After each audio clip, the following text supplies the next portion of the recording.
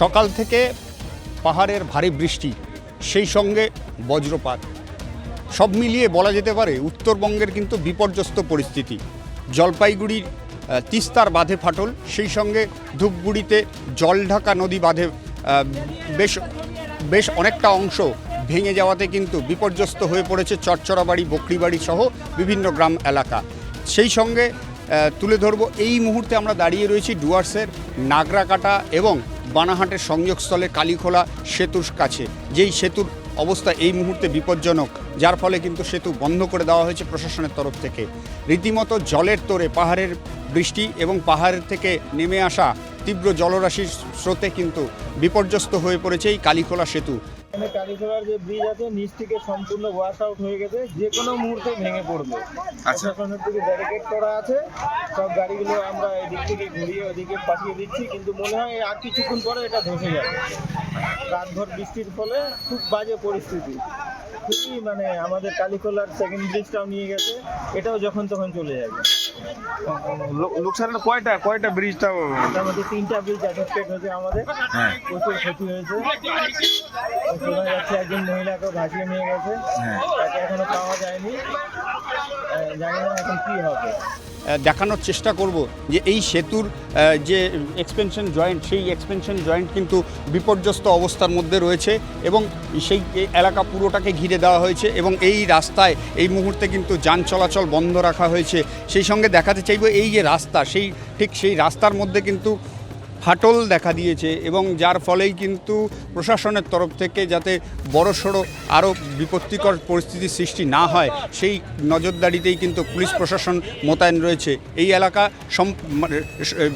ইতিমধ্যেই পরিদর্শন সেরেছেন আলিপুরদুয়ারের মাদারিহাটের প্রাক্তন বিধায়ক তথা আলিপুরদুয়ারের সাংসদ মনোজ টিগ্গা, এবং এই এলাকার মানুষজন রাস্তার দুই ধারে কিন্তু রীতিমতো ভিড় করে রয়েছেন এবং প্রচুর গাড়ি রাস্তার পাশে দাঁড় করানো রয়েছে।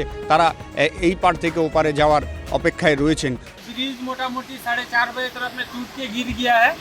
4:30 बजे पूरा पिलर ब्रिज के साथ में लेके चला गया है। उसका बाद में पूरा सब घर में ये छठ पूजा घाट हम लोग जो पूजा करते हैं वहाँ टोटल गांव में पानी डूब गया। जितना गाछ ब्रिज साइड में था सब लेके चला गया। एक बूढ़ी माँ थी, बूढ़ी माँ को भी दहला के ले गया है। सिर्फ एक ही कारण से यहाँ ब्लॉक नहीं हो रहे हैं, कारण से ब्लॉक नहीं, कोई भी जगह में ब्लॉक एक बढ़िया बना के नहीं रखा गया है। ब्लॉक कभी भी बनता है ऐसा ब्लॉक बना के जाता है कि एक हल्का बाढ़ पानी आए तो उस ब्लॉक दहला के चला जाता है। इस कारण से ऐसा हो रहा है। ऐसा यहाँ पे काम में ठोक काम होना चाहिए, जो लाइफ टाइम अच्छा काम होना चाहिए। ब्लॉक बना के रखे जो थोड़ा सेफ्टी हो गांव का, नहीं तो गांव का कोई सेफ्टी नहीं है इस नदी के कारण। তবে এই সেতু যে বিপর্যস্ত অবস্থার মুখে, এক প্রকার বলা যেতে পারে যোগাযোগ সম্পূর্ণরূপে বিচ্ছিন্ন নাগরাকাটা এবং বানাহাটের মধ্যে। রীতিমতো এই নাগরাকাটায় যেতে হলে এই মুহূর্তে ঘুরপথে যেতে হবে, প্রায় 45 থেকে 50 কিলোমিটার ঘুরপথে সেই নাগরাকাটা পৌঁছতে হবে। তবে পায়ে হেঁটে এই মুহূর্তে চলাচল করছেন প্রশাসনের সম্পূর্ণ নজরদারিতে। এই মুহূর্তে আমরা নাগরাকাটার এই চিত্র তুলে ধরলাম এবং যে বিপর্যস্ত পরিস্থিতি উত্তরবঙ্গ জুড়ে সৃষ্টি হয়েছে, রীতিমতো সেই পরিস্থিতির ওপরে নজরদারি রাখতে মুখ্যমন্ত্রী আসছেন উত্তরবঙ্গে।